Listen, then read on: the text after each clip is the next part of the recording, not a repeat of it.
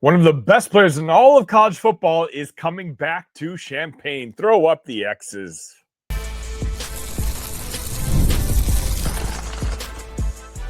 You are Locked On Illini, your daily podcast on the Illinois Fighting Illini. Part of the Locked On Podcast Network, your team every day. Welcome one, welcome all to another edition of Locked On Illini. Thank y'all so much for making us your first listen each and every day. And thank you so much for making the Locked On Sports Network the number one sports network in the world.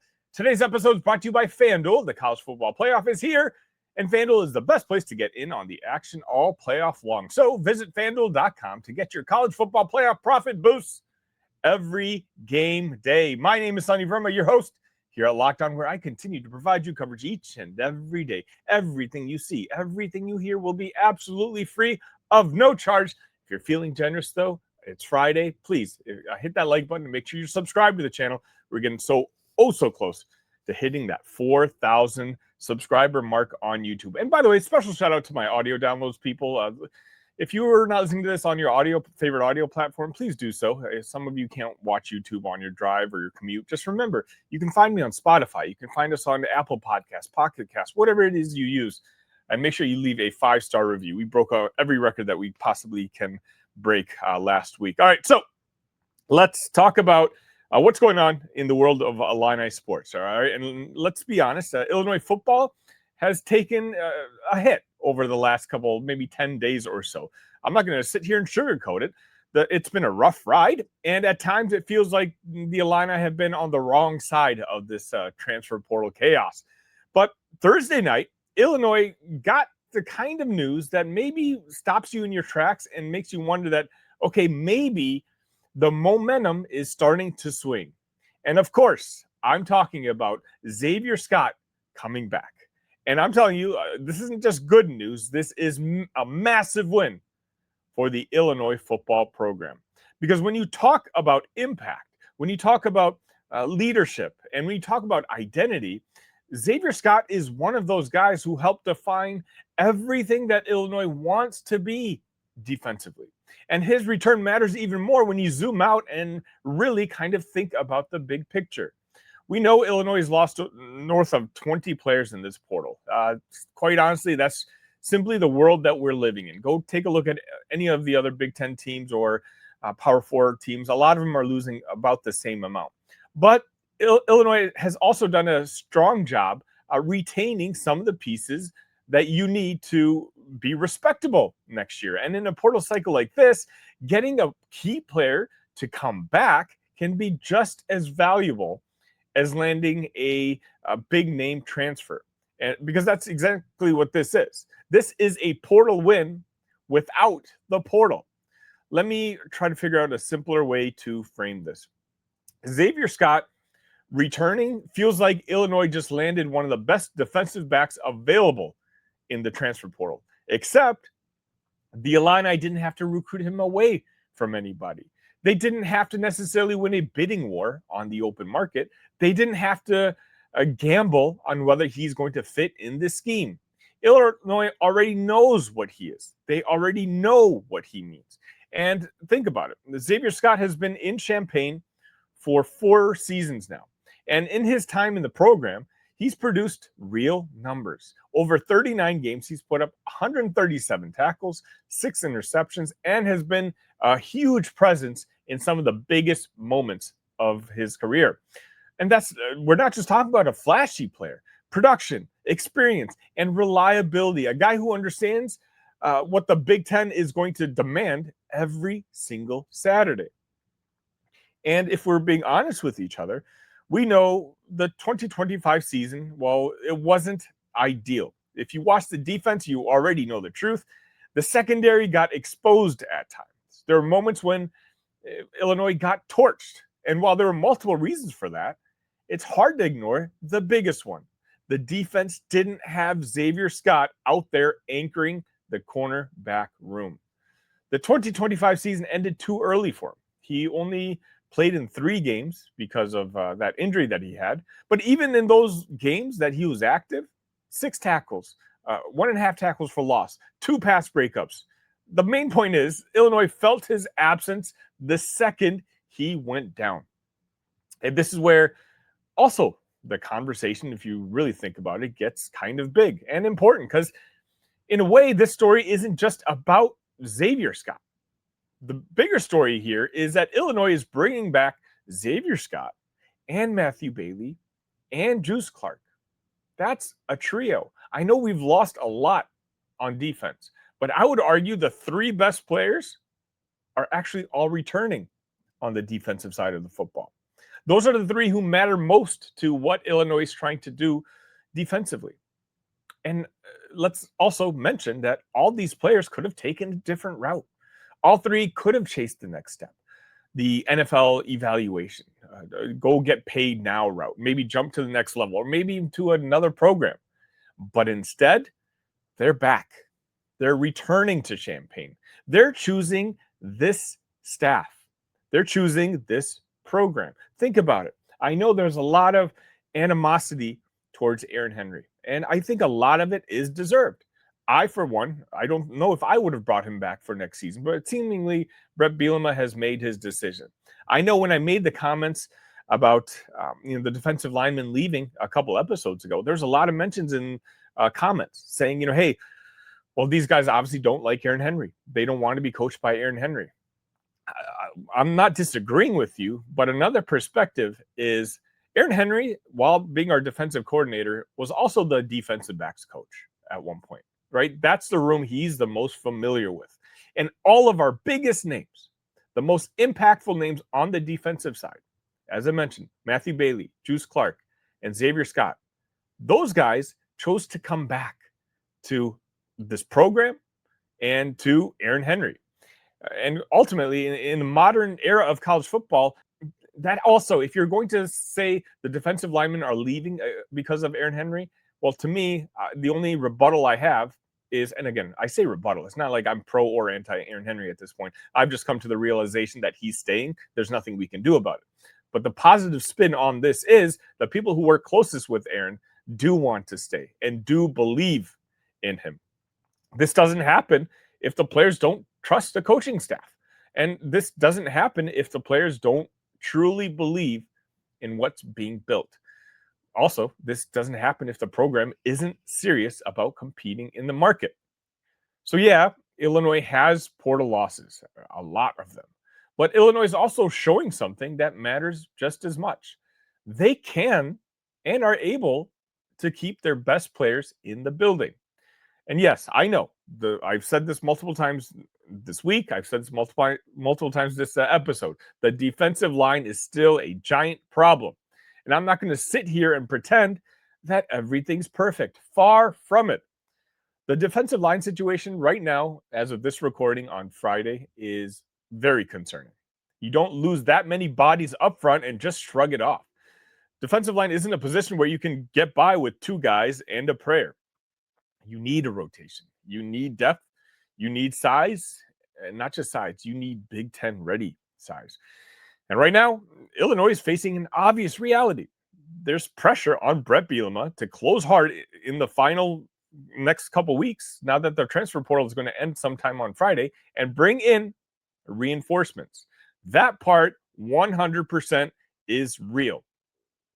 But here's the key point.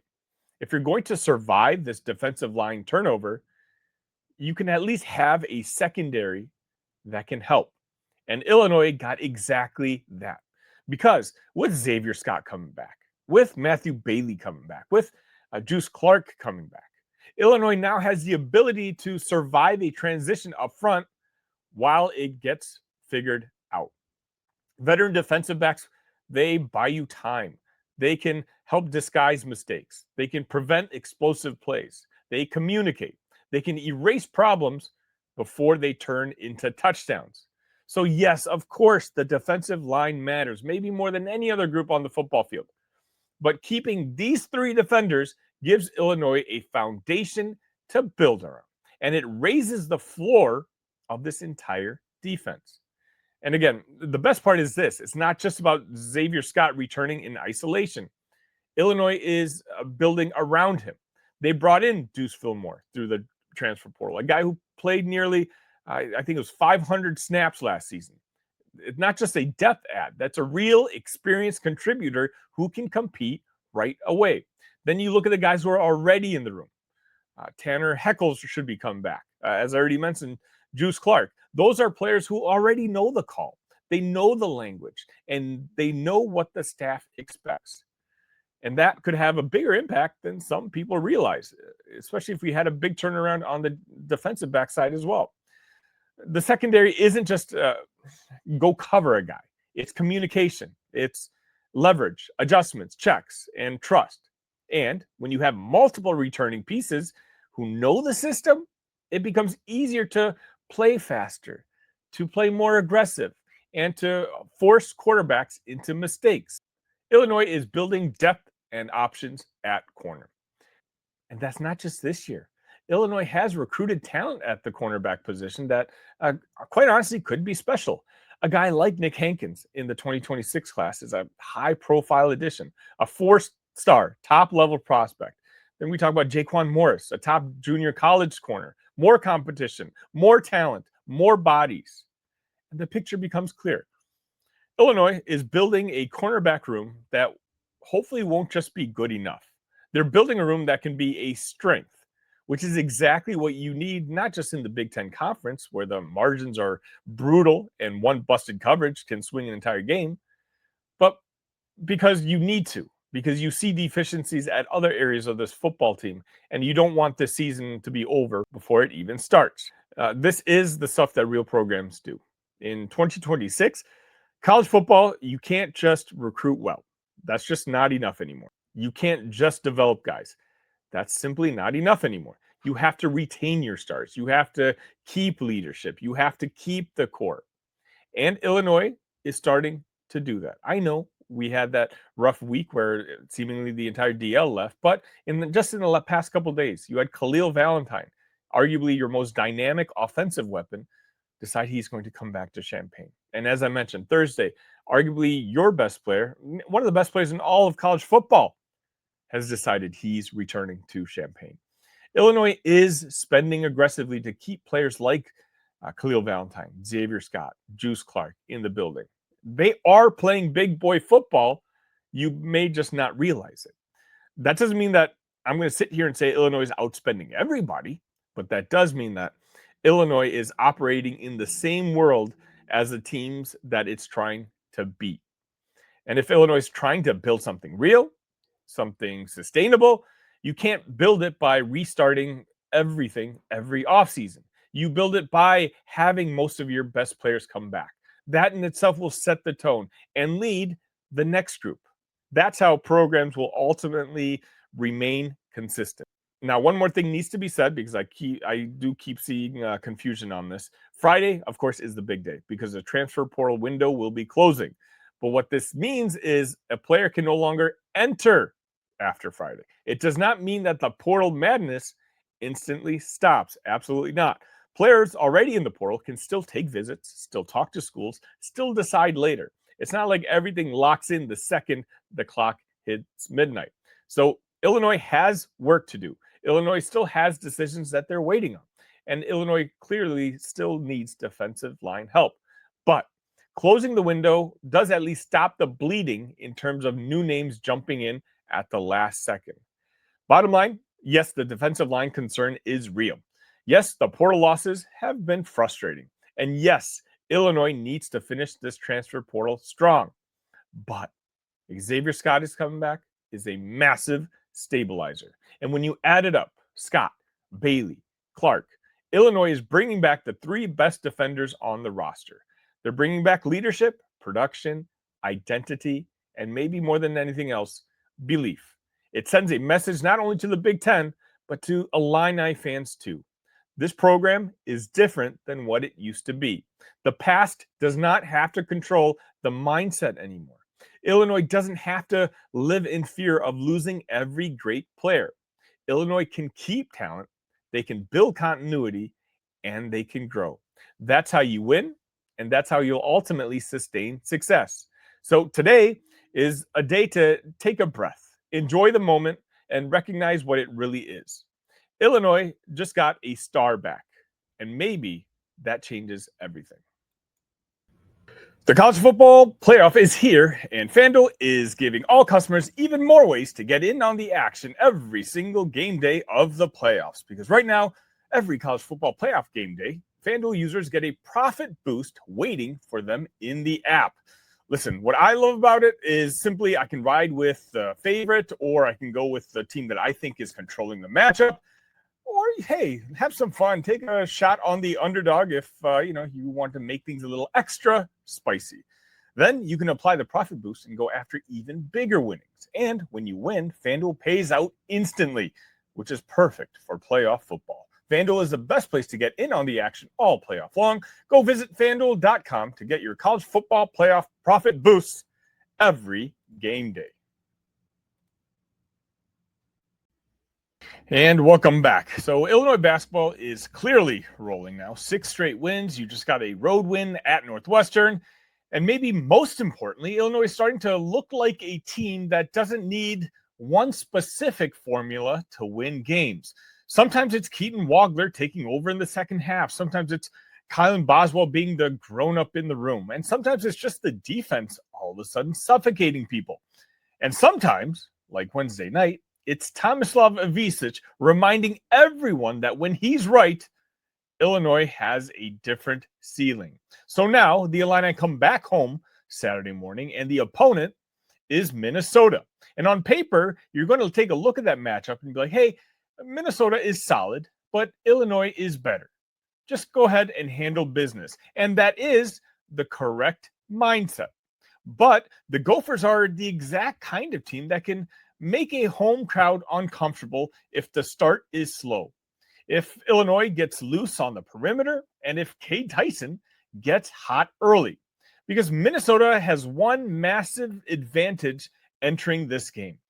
They know exactly who they are. And in the Big Ten Conference, that can be dangerous. Another example of that is Nebraska. Let's talk about who Minnesota is. This is year one of the Nico Medved at Minnesota tenure. Nico came from Colorado State, and he didn't show up to run an ugly Big Ten basketball team. No. He showed up to spread the floor, to shoot threes, and play with pace. Minnesota is 10-7 overall, 3-3 in the Big Ten Conference, sitting right there close to the top half of the conference. And they're coming off of 2 brutal losses, the kind that can either crush you or make you sharper. They lost 78-75 in a brutal buzzer beater by John Blackwell against Wisconsin. They had that game. They hit a tying 3 with 5 seconds left, and then they ended up giving up the game-winning shot. So Minnesota is going to be walking into Champaign pretty angry. And sometimes teams that are angry but confident in how they play, well, those teams can be dangerous. Let's start with the headliner, and that headliner is Cade Tyson. This is not just Minnesota's best scorer. He's one of the best scorers in the country right now. He's averaging right around 21 points per game, which is amongst the leaders in the Big Ten Conference. The scary part is he's shooting 50% from the field, 40% from 3, and 82% from the free throw line. Talk about an elite efficiency profile. This is not a volume score. It's a you're in trouble if he gets going score. And if you want an example of how nuclear Tyson can get, he had 38 points earlier this season and hit 8 threes in one game. Again, this guy is one of those guys who just he can delete the game plan of any defense if he decides to go off. And now here's why Cade Tyson is such a fascinating matchup. He came from North Carolina and barely played. Like, seriously, at North Carolina, he was giving them, I think, 3 points a game. And now he's in Minnesota, and Medved has handed him the keys. That tells you something important. Tyson isn't just making shots. He's thriving in a system that is giving him freedom. And Illinois is going to have to treat him like a true number 1 option. And by that, I mean no lazy closeouts, no ball watching, no helping him off in the corner, and absolutely no fouling jump shooters. Because if Tyson gets to the line and starts getting some rhythm, well, he can become a real problem. And then if Tyson is a star of this team, Langston Reynolds is the engine. a senior guard, a transfer from Northern Colorado. He's not flashy in a way that jumps off the screen, but he's extremely efficient. He's averaging almost 11 points per game, but he's also giving them almost 4 assists per game. And he's the guy that kind of keeps their offense flowing. And in that Wisconsin game I just mentioned, Reynolds had 12 points and 10 assists. When Reynolds performs like that, Minnesota can beat good teams when everything is humming. So Illinois can't just lock into Tyson and forget everyone else, because Reynolds is a guy who can make the right reads. He's a guy who can hit cutters. He can get Minnesota into their actions. And Illinois has to absolutely make him uncomfortable. The other piece that Illinois is going to have to account for is Jalen Crocker Johnson. In 30 minutes, he's averaging 13 points per game, almost 7 rebounds as well. A big forward, 6'8", 240 pounds. He's a transfer from Colorado State, so he followed Medved. And he's not a bruiser, right? He's shooting 39% from 3 this season. And so now you've got a Big Ten forward with size who can also stretch the floor.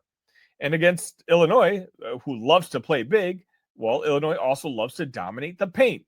But now Minnesota can counter by forcing the bigs to defend in space. So if Crocker Johnson hits a couple of early threes, well, now Brad Underwood and Cameron Crocker, well, they're going to have to make a couple adjustments. And that can pull the Illini out of what they want to do defensively.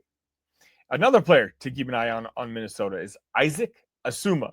In 32 minutes, he's averaging just over 10 points per game, 4 rebounds, and 4 assists. He's a sophomore guard, Minnesota kid, 4-star recruit, and he also leads the team in steals.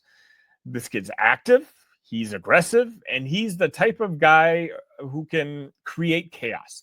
And Minnesota needs that because they're not very deep. So Asma's job is basically change the tempo, get to the ball, and create transition opportunities.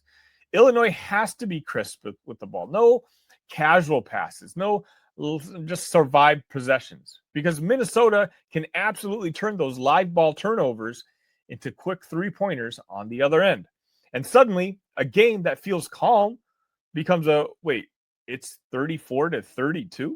Let's talk about what the Minnesota offense overall does pretty well and what it is built around.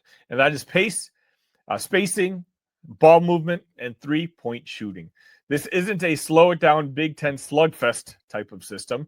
They're trying to get you rotating. And the more rotation they force, the more open threes they create. And that's what makes Tyson so deadly, because he doesn't need to force shots, because for the most part, Minnesota will generate him some good looks. See, Minnesota is competitive, but they also have a pattern. They've been in multiple close games, and they haven't always finished. They lost to USC in overtime. They lost to Wisconsin due to a buzzer beater. So Minnesota is good enough to hang around, but they've shown cracks when the pressure hits late. That's where Illinois has to be the veteran team at home. Illinois has to treat this game like build separation early and don't let it turn into a coin flip late. Now let's talk about our Illini for a second. This is where the advantage becomes clear. Depth. Illinois has clear depth advantage. Minnesota relies heavily on their core, and Illinois can simply just go deeper. Illinois also has the size advantage, as they do against most of their opponents. This is where Illinois just has to kind of play grown-up basketball. Illinois is still one of the biggest teams in the country, and Minnesota, while physical, isn't built to handle elite interior pressure for 40 minutes. So this is another game where hopefully you could have another Tomislav Ivicic game. Zvonimir Ivicic can have an impact. And David Mirkovic, if he's feeling better, he could have a big game too. And maybe this is a game where the guards, you can see them crashing the boards and grabbing some offensive rebounds to extend possessions. All of that is going to matter a ton. Illinois absolutely has to win the glass. They have to create second chances. And they've got to turn their size into points. How do you defend Tyson? Well, this can't become a Tyson has 14 points on 5 shots type of situation. If Tyson starts getting to the line, well, Minnesota becomes dangerous because it sets their offense and sets their defense. Illinois has to chase him off the line, contest hard, but stay disciplined. We know Minnesota just had a heartbreaker. They're going to come into this game focused. Illinois is at home. This is one of those games where the first 8 minutes, I think, could matter. If Illinois comes out flat, Minnesota's shooting can make it tight fast. But if Illinois comes out sharp, well, it can snowball. Minnesota wants to shoot threes. Well, Illinois can shoot threes too. The difference is Illinois doesn't need threes to win. Minnesota kind of does. So if Illinois contests well and keeps Minnesota in the low 30 percentile from threes, well, that tilts the game aggressively towards the Illini. And here's what the game is really going to feel like. It's a take care of business game for Illinois. Again, this is not a glamour game. We've established that. This stretch of games are all games that Illinois should win. This isn't a ranked versus ranked matchup. It's the kind of game that great teams win without needing perfection. It's where Kylan Boswell and his impact is going to be needed. Boswell has been the grown-up in the room, a stabilizer, a tone setter. And when he's locked in defensively, the entire team follows. Just take a look at what happened last Sunday against Iowa. If Boswell comes out on Reynolds or Asuma and sets that this is going to be a physical game, you're going to have to earn every bit of it type of tone, Minnesota is going to feel that. So here's how this one feels for me. Minnesota is going to make shots. Tyson's probably going to score. And they're going to have a stretch where Illini fans are going to be concerned and maybe even annoyed. Why? Because that's Big Ten basketball. But ultimately, I think Illinois has way too many answers. They've got the depth. They've got the size. They've got multiple closers.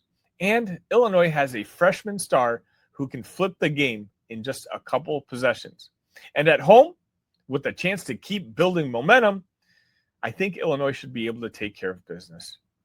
This is the kind of game Illinois should win by double figures, as long as, again, Cade Tyson doesn't go supernova on you, and Minnesota doesn't shoot 45% from three. As long as Illinois plays with the right urgency early, I think they take care of business. And the big picture matters. Illinois is not in the part of their schedule where style points are optional. These are the games that keep the resume strong. These are the games that protect your Big Ten record. And these are the games that keep Illinois in that top tier conversation. And when a team has legitimate goals, games like Minnesota aren't scary. They're necessary. Illinois versus Minnesota, Saturday morning. You tell me, what's your biggest key? If you watch any Minnesota games, how do you stop Cade Tyson? And are you riding with the Illini? Give me a final score prediction. I'd love to hear it. All right, welcome back. Before I let you guys go, I did want to do a quick game recap from Thursday evening. Number 25, the Illini women's basketball team, went on the road to number 8 Michigan and lost 85 to 69. Not a pretty game for this Illinois team, but it's also a reminder of where this team is right now. Illinois is 14-4 overall, 4-3 in Big Ten play, and every single loss has come to a ranked opponent. What I did like from watching that game is Illinois didn't simply roll over. The Illini cut a double-digit halftime deficit into 5 in that third quarter. And for a moment, it looked like the Illini were priming for yet another upset. But Michigan closed strong late and ultimately pulled away. Headline once again is Barry Wallace, because she was incredible. 26 points, super efficient, got to the line, hit threes. And at this point, she's playing like one of the best scorers in the conference.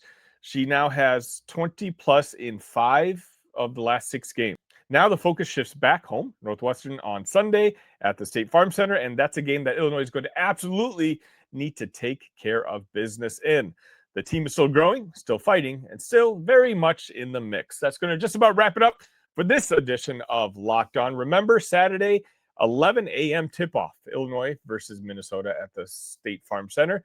I don't need to tell you this. My everydayers already know this, but if you're stumbling upon this channel for the first time, and this is maybe the first or second episode you've ever watched, make sure you subscribe, because I'll be going live immediately after with my thoughts. Usually we can get a couple hundred people in the postgame with us. I can get your guys' thoughts. You guys can get my thoughts, and we can hopefully all celebrate together.